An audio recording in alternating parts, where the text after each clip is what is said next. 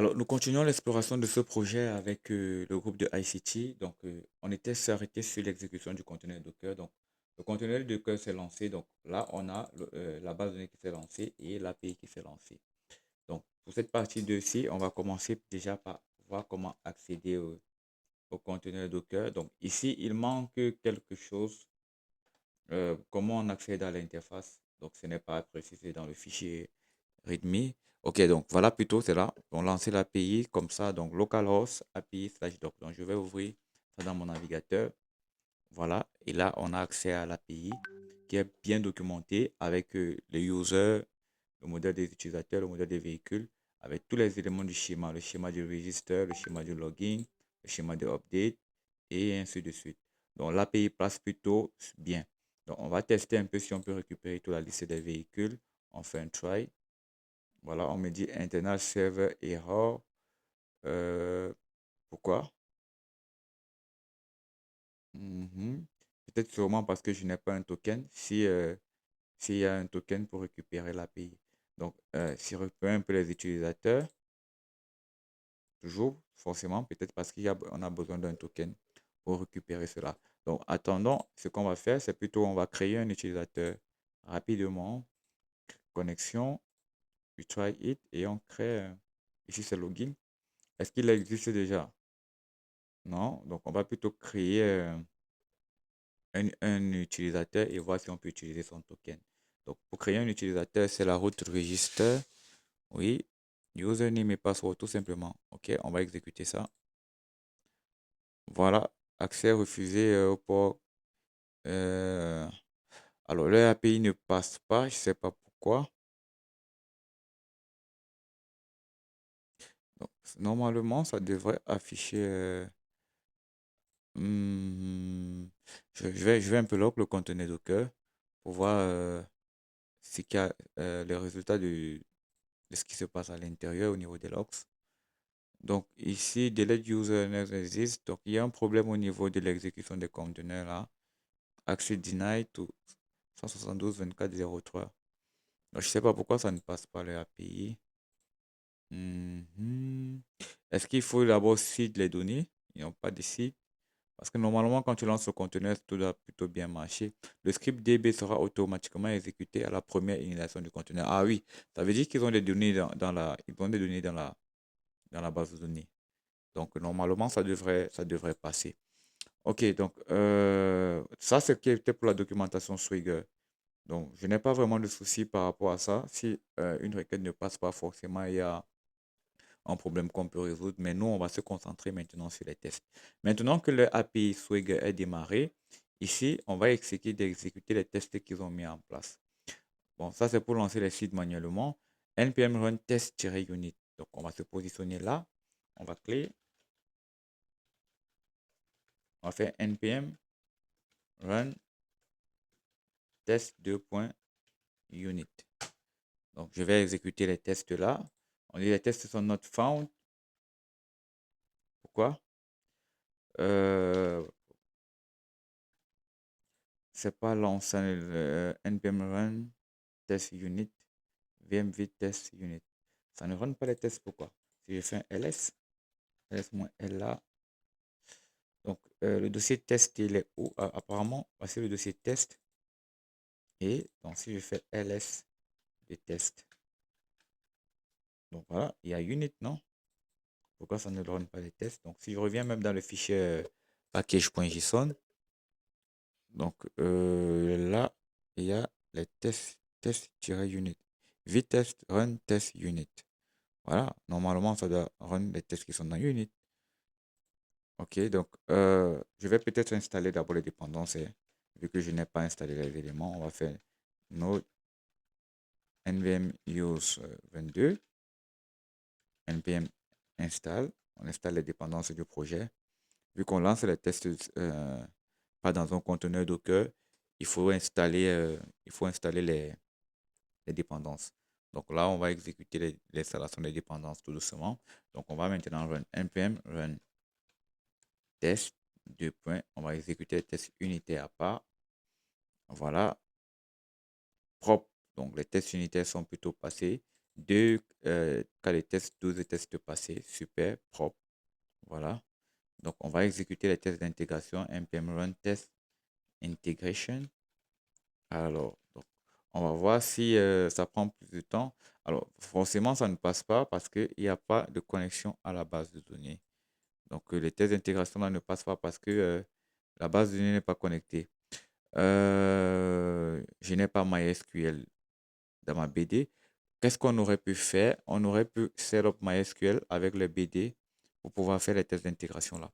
Donc, on va prendre un peu de temps, quelques minutes pour voir si on peut setup ça. Voilà. Alors, ça, c'est l'équipe. Bravo à l'équipe déjà. J'ai fait un big up en passant. Lonchi, Mba, Suleiman, Kamga, Mademoiselle Kamga, Komol, Wabo et Sade. Bravo pour le projet. Ok, donc on revient ici sur la partie README. Donc, il nous faut une base de données MySQL pour pouvoir run les tests d'intégration. Vu que les tests s'exécutent ça devait être intéressant si on avait mis cette base, ces tests d'intégration dans le même Docker pour que ça puisse fonctionner. Mais là, moi, je n'ai pas MySQL dans mon système. Si je fais MySQL, version, je n'ai pas MySQL. Donc, il faut peut-être installer MySQL. On va faire sudo apt install MySQL. Et je pense que c'est MySQL ou SQLite. On va regarder. Donc, il n'y a pas MySQL. Donc, on peut chercher un peu online. On va regarder un peu si on installe MySQL.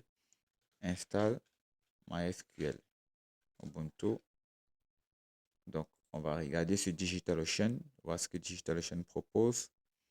Donc, MySQL Server. Ok, c'est ça qu'il faut installer. On va revenir là. Et on va installer ça. Nous, on veut voir comment les tests d'intégration s'exécutent. Voilà, donc normalement, ça devrait vite passer. Ok, donc pendant que ça installe MySQL Server, ce qu'on va faire, c'est, voilà, l'installation est terminée. Ok, donc, normalement, si on lance le projet, ça devrait pouvoir se connecter automatiquement à la base de données. À défaut, s'il y a des identifiants, mais on regardera comment se connecter ici, toujours avec DigitalOcean. Donc là, on peut regarder sur le service start. Alors ici, à la configuration, tout simplement, sudo MySQL et tout et tout. Ok. Donc voilà, on va finir l'installation de MySQL. J'espère que je ne me suis pas trompé sur la base de données. DB config. Ok, MySQL 2 Promise. Voilà. Donc ça se connecte à MySQL et alors là, il faut même les variables environnement. Donc on va créer ces variables environnement-ci. On va créer le fichier env.env. Voilà. Et on va dire, je vais utiliser Copilot.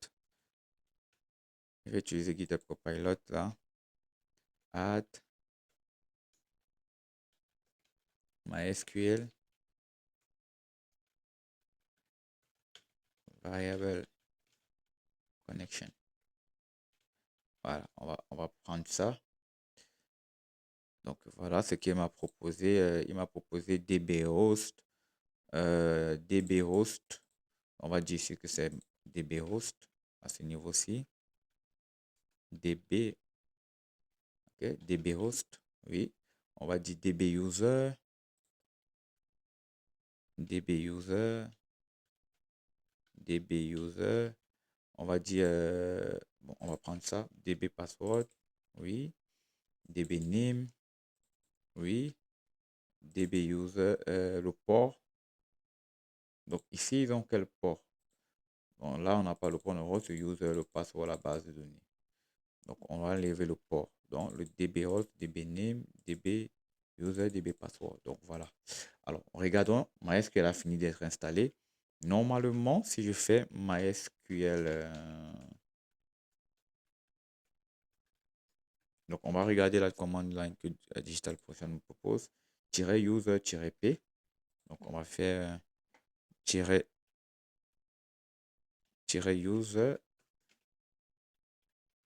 Donc, -user root, -p. Donc, le mot de passe, c'est root. Donc, voilà. Donc, on n'a pas encore de mot de passe. Donc, mais je vais configurer ça rapidement avec ça pour dire que le mot de passe root, c'est pas le password. Donc, sudo MySQL. Donc, ici, file. Donc, on va faire sudo MySQL. Voilà. On est à l'intérieur. On va maintenant créer le alter user. Voilà. Native password. OK. Donc, coller ici, on va mettre son password. C'est root. Juste pour avoir l'utilisateur root avec le password. Donc, là, c'est passé.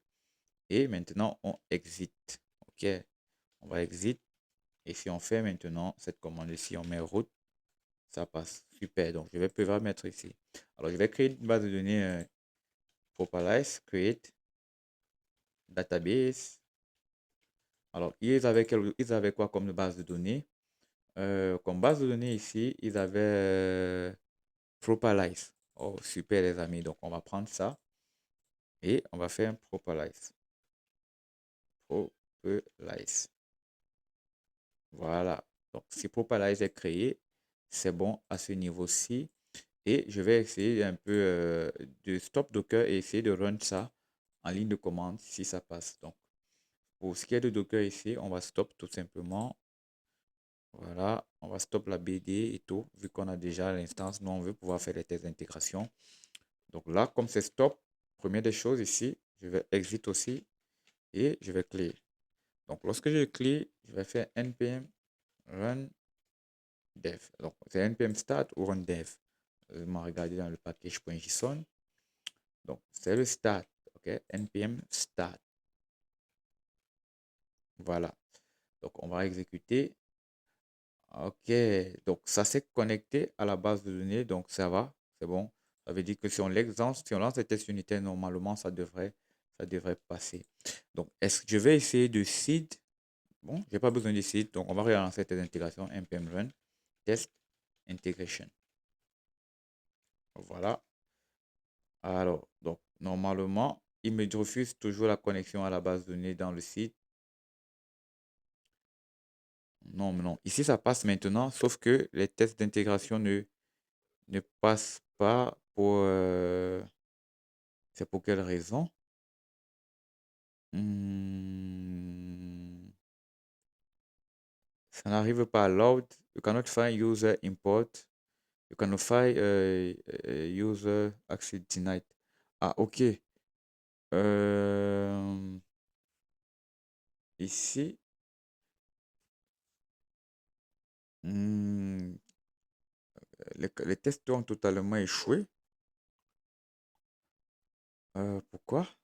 Alors que là, je peux déjà me connecter à la base de données. Donc, créer un véhicule dans la base de données. Access denied to user localhost localhost. Oh, ok. Ok. Alors, pour ces tests-ci, ça veut dire que dans la partie test, au niveau du site, il y a un problème au niveau du script. Voilà. Peut-être ici, ici, dans la config BDC. Non, c'est bon. Ça, c'est bon. Le site. Mhm. Je ne vois pas celui-ci. Ça, je ne vois pas ça. On va regarder un peu. On va chercher ça où c'est. Il n'y a pas. Donc, normalement, au niveau de la test d'intégration, il doit avoir un site, un élément qui se permet de se connecter à la BD. Mais c'est le pool, celui-ci. Donc, forcément, il marche. Mais j'ai l'impression qu'au niveau du host, username, il ne prend pas les bonnes valeurs. Parce que là, j'ai la variable. Ah, ok, je n'ai pas remplacé. D'accord. Donc, base de données, on va dire Propalize. Le username, on va mettre root. Oui. Et le password aussi, on va mettre root. Voilà. OK. Donc là, c'est bon. Et on va réexécuter les tests d'intégration. Donc ces clés-là.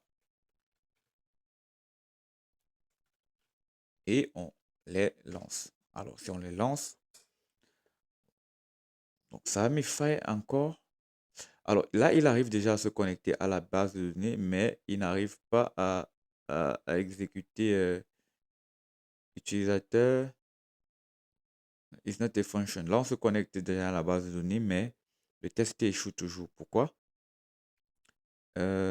Propalize.vehicle is not, do not exist. Ah, ok. Les tables là n'existent pas. Bon, qu'est-ce qu'on peut faire? On va citer les données qu'ils nous ont données. Ici, dans le README, le seed manuel, npm run seed. D'accord. Donc, je vais cliquer ici. Je vais faire ici un npm. Je vais faire ici un npm run seed. npm run pour seed. Donc, la base de données, elle est vide en fait.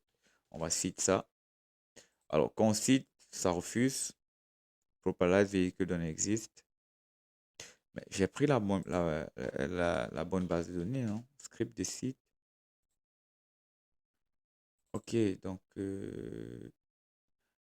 pour seed, il faut d'abord que ça crée, il faut d'abord créer les tables. Ok, donc si on n'a pas créé les tables de façon ici, donc on va faire ça. Bon, je vais juste exécuter les scripts SQLC. Donc je vais cliquer là et je vais exécuter ces scripts SQLC.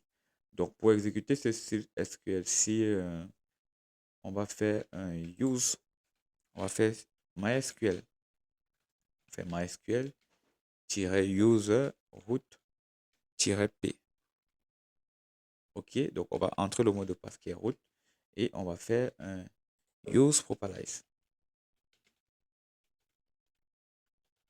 Voilà, voilà, on s'est connecté à propalize et on va prendre ça, ce code-ci, on va l'exécuter là. Ça va créer. On va créer aussi ça. On exécute, ça passe et on exécute ceci. Voilà, ça passe. Donc tous les éléments ont été créés. Donc si je fais un describe de propalize, describe de user, pardon, ça m'affiche. Et si je fais un describe de véhicule, donc véhicule, donc, la table de données, c'est quelle table? On va faire show table, show table. Voilà, donc c'est fait describe de véhicule. Voilà, donc mais normalement les tests devraient passer maintenant. Je vais exit ici. Ok, donc si j'ai sur exit et je vais faire npm run test d'intégration. Voilà. Alors il y a commencé, il y a des tests qui sont déjà passés. Ça s'est passé parce que ça utilise la base de données. Ça s'est passé et il y en a d'autres qui ont échoué. Donc on voit qu'il y a 12 tests qui ont passé et quelques 5 tests qui ont échoué. Donc c'est pas mal déjà. Là, on a pu voir comment on corrige, on met en place ces éléments. Donc, forcément, les tests ne passent pas ici. Premièrement, ici, euh, je ne sais pas. C'est vraiment une erreur au niveau des assertions. Et pour ce qui est des tests d'intégration au niveau du user root, il n'arrive pas à importer l'entité C. Donc, je vais un peu regarder, hein. Au niveau du user root, il n'arrive pas à importer. Ok, le test, on va faire integration.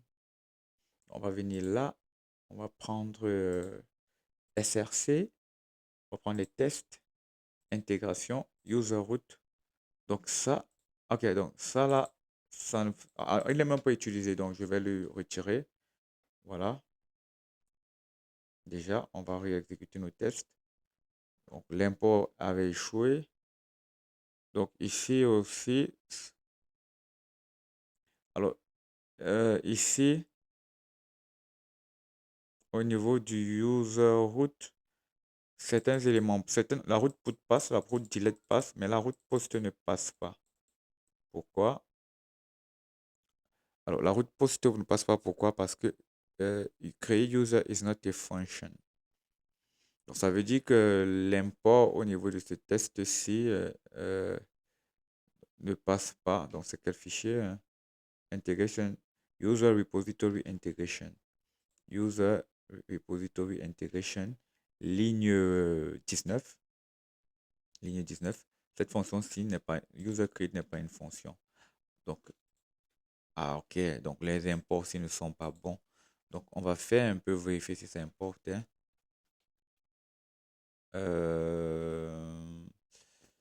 Ça importe ça au src repository. On va maintenant voir si ça passe. Ah, même l'import là, il n'est pas bon. Donc, on va faire src au niveau de l'import. Donc, ici, je vais prendre src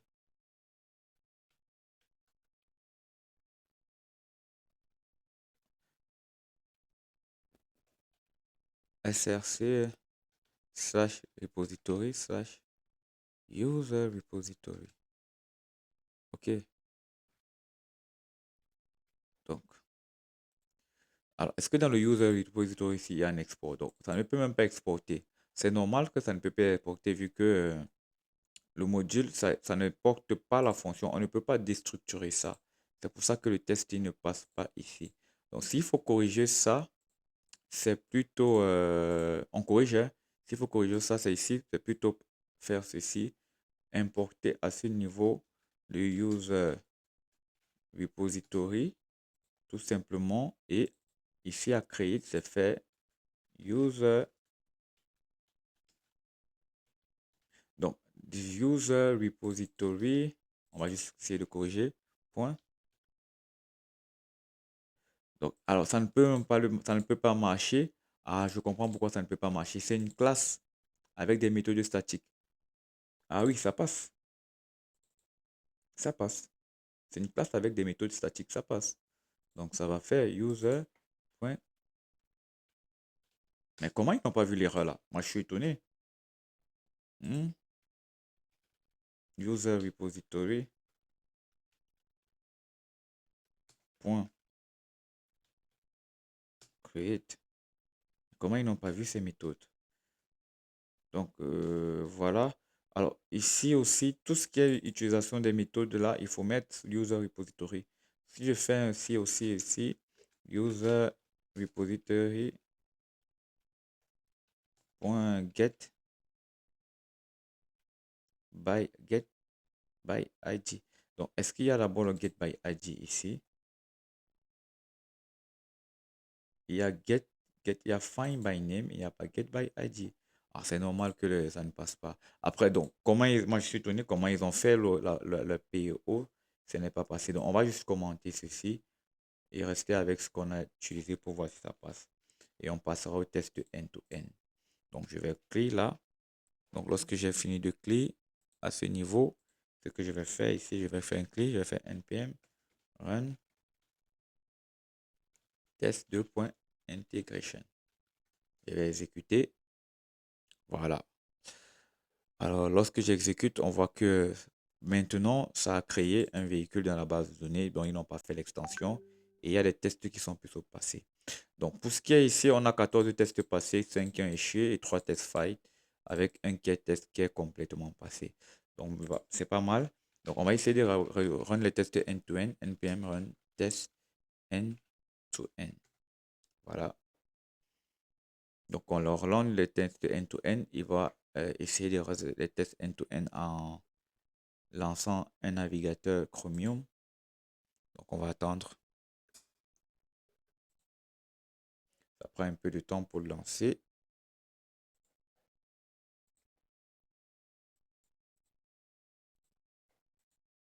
Ah, ok, la machine a planté.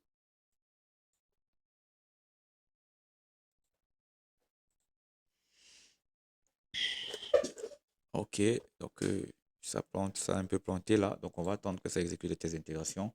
Ah ouais, ça a exécuté quelques tests d'intégration là. Mais eux aussi, ils ont plutôt échoué. Après, ce sont des éléments qu'on peut corriger. Alors, je vous donne rendez-vous dans la prochaine vidéo. Je félicite vraiment ce groupe pour la simplicité du travail. Je suis juste un peu déçu à ce niveau-ci parce qu'ils auraient pu corriger les erreurs au niveau des classes avec les méthodes d'instance. Comment on déstructure une méthode statique dans une classe, c'est pas bien fait. Donc, j'ai corrigé ici, ça passe. Donc, voilà un peu le rendu. Donc, on se donnera rendez-vous pour la prochaine fois pour ce groupe. Et félicitations encore à ces membres du groupe qui ont produit un travail qui est plutôt simple et fluide. Rendez-vous dans une prochaine vidéo. Bye.